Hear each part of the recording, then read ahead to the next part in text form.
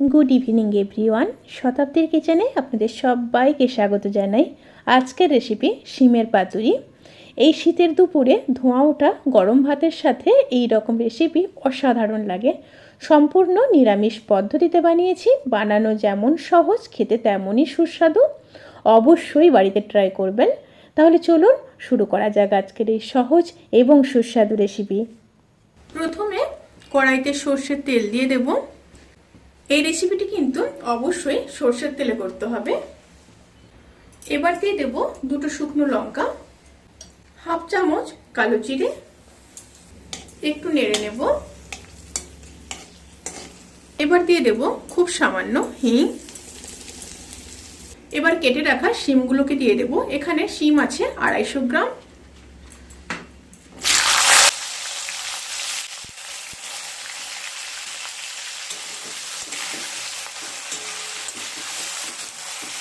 সাথে দিয়ে দেব পরিমাণ মতো লবণ, হাফ চামচ হলুদ গুঁড়ো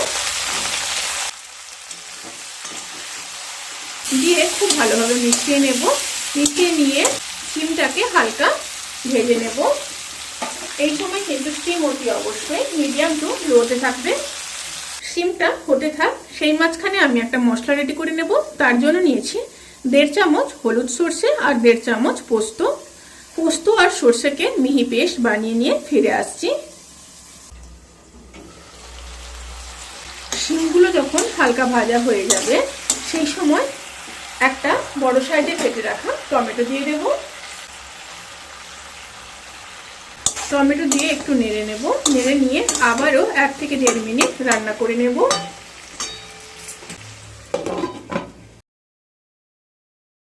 শিমগুলো যখন হালকা ভাজা হয়ে যাবে, তখন পেস্ট করে রাখা মশলাটা দিয়ে দেব। দিয়ে হাই ফ্লেমে একটু কষিয়ে নেব।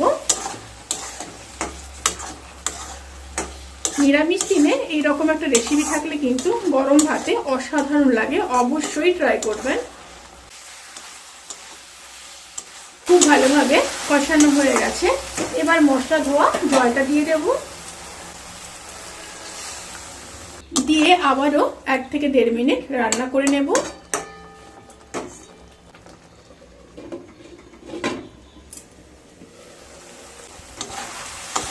রান্নাটি কিন্তু প্রায় হয়ে এসছে।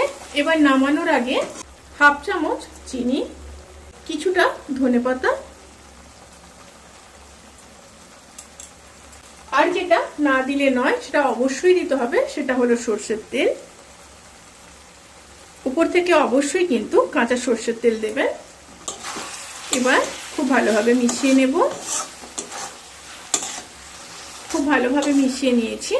এবার গ্যাসের ফ্লেমটাকে অফ করে ঢাকা দিয়ে 10 থেকে 15 মিনিট স্ট্যান্ডিং টাইমে রেখে তারপর সার্ভ করব। রেসিপিটি কেমন লাগলো প্লিজ কমেন্ট করে জানাতে কিন্তু ভুলবেন না। যদি ভালো লেগে থাকে তাহলে সাবস্ক্রাইব করে পাশে থাকা বেল আইকন প্রেস করে নোটিফিকেশান অল করে রাখবেন। তাতে করে আমি যত রেসিপি দেব সমস্ত লিঙ্ক আপনাদের কাছে পৌঁছে যাবে। আপনারা সবাই ভালো থাকবেন, সুস্থ থাকবেন, সাবধানে থাকবেন। আজকের মতো এই পর্যন্ত। পরের ভিডিওর জন্য অপেক্ষা করুন। টাটা।